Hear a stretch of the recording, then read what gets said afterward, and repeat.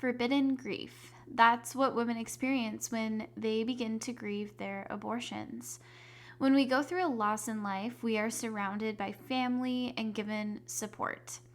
When we have an abortion, though, we feel as though our grief must be kept a secret. We go through it without any support, living with an invisible scarlet letter A on our chest, wishing for our pain to go away and having no one to turn to. Over the next couple of weeks, we are going to be talking about this forbidden grief and the stages that come with it. So, without further ado, let's dig in. Are you struggling with the pain of a past abortion and longing for help but don't know where to turn?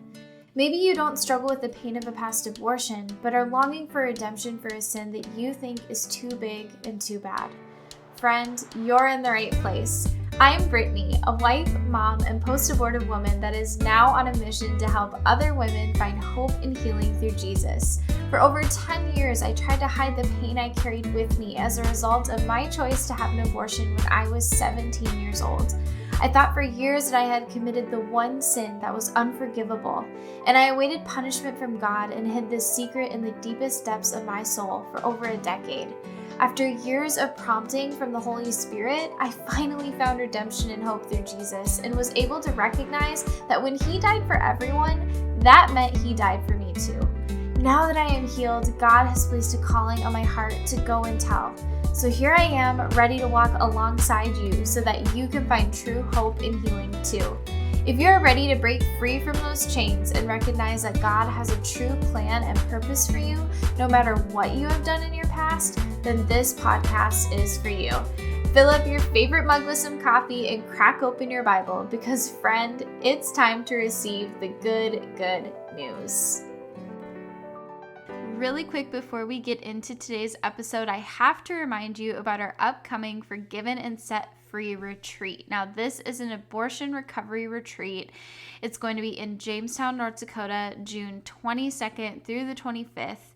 Friend, if you feel weighed down by burdens and bound by chains as a result of a past abortion decision, this retreat is for you. At this retreat, you're going to get your own private bedroom, so you will have time to reflect in between sessions. It is a overnight retreat, so you come on Thursday and you go home on Sunday, so Thursday evening-ish to Sunday noon. Again, you have your own private bedroom. It's going to change your life. And I know it's scary to do, but if any small part of you is considering it, I urge you to go, because none of us want to go to these things. We don't want to feel like we are exposing something, but I want to tell you that every single woman at this retreat, facilitating or not, our hostess or not, has had an abortion. So you will be among women who have gone through the same thing you have. And so please let me know if you would like to come. Spots are limited. We do have sponsorships available. So if cost is something that would deter you, we really just encourage you to reach out to us because we have the ability to get you there. So please send me a message. You can email me at goodgoodnewspod@gmail.com, or you can send me a direct message on Instagram at goodgoodnewspod or at Brittany Poppy. I do check those. So just reach out. I will get you the information and we will get you on our roster. All right, friends, let's get into the episode. So we are kind of starting a little mini series on the stages of grief, because when we think about abortion, we don't think about the grief factor because it's what is called forbidden grief. And it's so cool because when I started researching for this episode, I had no idea that there was a book called Forbidden Grief, the Unspoken Pain of Abortion. So I have not read this book yet. I did read the introduction. I was able to find the introduction online, but I do have it ordered and on my way to my house. So after I get through my huge pile of books that I need to read, I will definitely do a review on it. But I digress. The reason why there is a whole book on the forbidden grief of abortion is because that is what it is. If you think about it, women that have miscarriages or babies born still are surrounded with love and support, or at least I sure pray they are, and they should be. They absolutely should be. Those women have lost their children. But when we look at a woman who's chosen abortion, that woman suffers alone. And she is left to sit in silence, afraid of people finding this out about her. And many women come to regret their abortion, so that just adds a whole new level of grief. And how do they overcome that? Because they don't feel like they can talk to anybody about it. And they go through this thinking process like, well, I chose this, so I don't get to grieve. I did this to myself. But as we know, choices can be regretted. And as the years go by, women who've had abortions will think about who that child would have been. And for many women who have had abortions before they've had living children, and they do go on to have living children, that reality is thrown in their face when they meet their child after they're delivered. And that forbidden grief just comes in so violently, and it's hard. You know, we regret that choice and feel this sadness and grief, but we can't express it because society tells us we can't. So I should mention before I go too far that the forbidden grief, the unspoken pain of abortion, this term was coined by this book, by the authors of this book, Teresa Karminski Burke and David Reardon. And we're going to reference that a little bit today because I did read the intro, but I did just want to mention that really quick. So I want to kind of talk about this from experience. So one of my biggest roadblocks to finding healing from my abortion was that I felt like the regret that I was feeling and the pain that I was feeling was hypocrisy, because I chose this. So I'm not allowed to regret this, or I'm not allowed to feel sad about this because I deliberately chose to do this and I did it to myself and it's my fault. I've gotten into this mess. I don't deserve to grieve. I don't deserve to miss this child. I don't deserve to call this child by a name and remember him. When Roe was overturned last summer, I had already gone through healing, but it was still so difficult. And I'm not saying that Roe being overturned wasn't a good thing for the pro-life arena. It was, but when that happened, everybody was just fighting on Facebook. You know, abortion is one of those words that you rarely can say it and not have someone get so upset, no matter what side they're on. And so when that happened and everybody on social media was just fighting back and forth, I just wanted to hide. I would scroll on my newsfeed and see people I loved saying things like, if you are happy about this, then you need to unfriend me and unfollow me right now. Or even people on the other side, the side that I am on, would still bring on these feelings of, okay, I need to hide right now, because people don't know how to talk about abortion without recognizing that women who've had abortions have forbidden grief. And I'm so grateful that I went through the Forgiven and Set Free study when I did, because I finished about a few weeks before the leak and then a couple months before the decision. And I had a lot of tools under my belt to help me through that time. And so I'm going to talk to you a little bit today. What I want to do is I want to give a message to those of you listening to this that are suffering from forbidden grief. And then I also want to give a message to those of you that are the ones knowingly or unknowingly forbidding the grief. And then we will have episodes later on, after this episode, talking in depth about each stage of grief.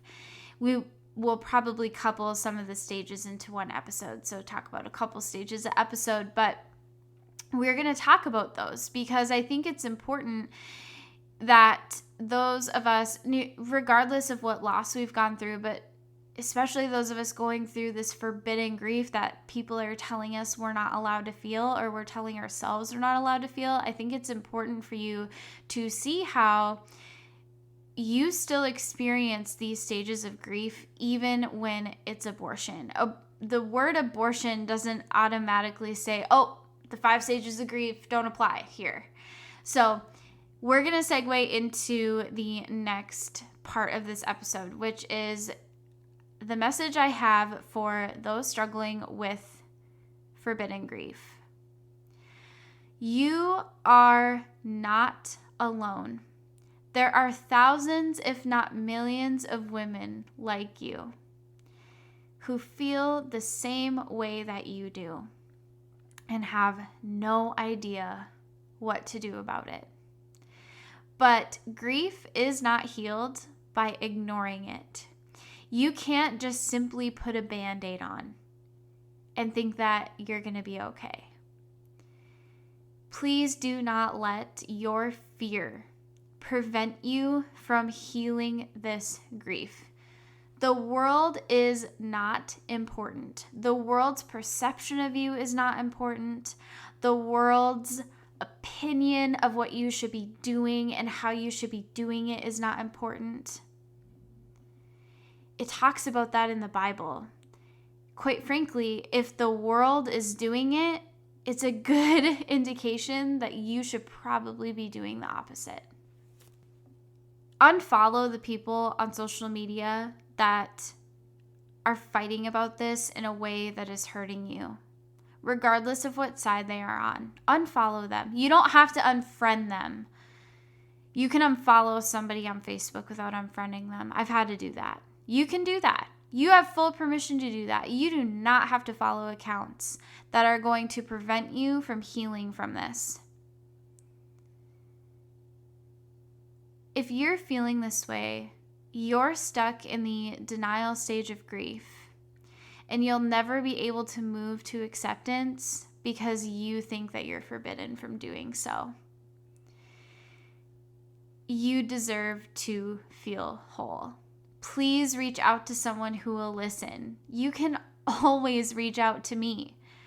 I will uphold your confidentiality to the highest degree. My Instagram accounts and my email are always in the show notes of every episode. You deserve to seek help and heal from this forbidden grief. And also, don't turn into the forbidder by forbidding yourself from getting help. Now, here is a message for those actively, whether knowingly or not, forbidding the grief of abortion. Your political and personal beliefs are not more important than a woman's healing from her abortion trauma. Even if you are pro-choice, you must admit that all choices can be regretted. Women can regret choosing abortion. Just because abortion is legal, just because abortion is the popular thing to fight for right now, doesn't mean that women choose it and don't regret it. There are women out there that regret their abortions deeply, and you would never know it because they're afraid because of what you say. If you are ignoring a woman's cries for help, this is just aiding in her turmoil. The way you talk about abortion matters. The way you represent yourself on social media matters. You never know who's reading that. Women Over 50,000 women every year experience extreme mental health effects due to a past abortion decision. Whether that abortion was a week ago, 5 years ago, 30 years ago, 50,000 women experience this. And the way you're representing yourself and talking about abortion in person on social media is affecting those women. And you have no idea, because 1 in 4 women has had an abortion by the age of 45, at least one abortion. You have no idea how many women you are coming in contact with every single day. That is one of those 1 in 4. So when you are discussing abortion, you need to realize that you might be talking to somebody that goes home to an empty house, sits in the dark, and cries in her closet because she's experiencing a forbidden grief and has no idea where to heal from it. While an abortion was that woman's choice, she is still allowed to grieve. She will never be whole if she doesn't allow herself to live out that grief. So please honor that, regardless of what side you are on. There is a way, friends, to talk about the true cost of abortion, what abortion really is. There is a way to do that without hurting the woman who's chosen it. And a couple of books that do this so well are What to Say When. I did a book review on this podcast of that book. I will link that episode in the show notes. Great book. Talks about what abortion truly is.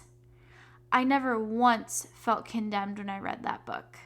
They actually acknowledged the grief that post-abortive women experience in that book.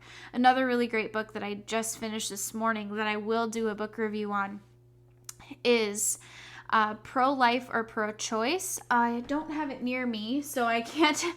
I will do a book review on it, but it's really, really good. Pro-Life or Pro-Choice.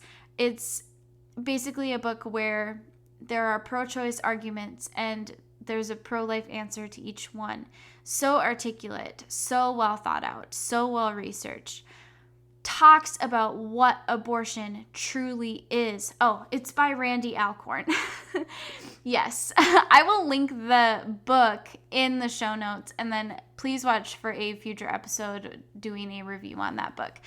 But as I was saying, that book, I did not once feel condemned when I read that book, but I knew what abortion was when I read that book. There is a way to do it. I would encourage you to pick up those resources and really just kind of immerse yourself in that material so that you can understand how to be an effective and powerful advocate for life while also being the face of love to a post-abortive woman.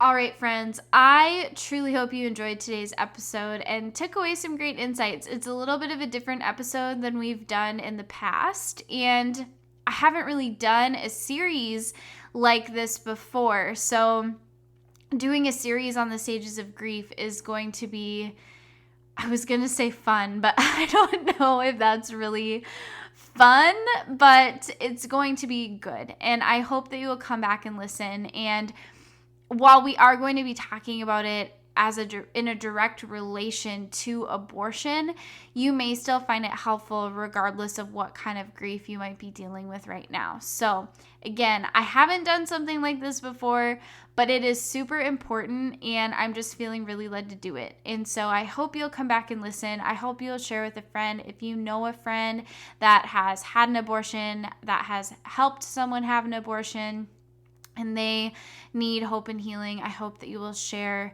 this episode or this series with them so that they can hopefully seek that healing that God truly wants them to have. And so with that, I'm going to pray that you have a great rest of your week, and I will see you next time on Good News. Until then, take care and God bless. Friend, thank you so much for listening to the podcast. My prayer is that all of you who listen will receive this truth and love and will walk away feeling blessed, hopeful, and excited for the next episode.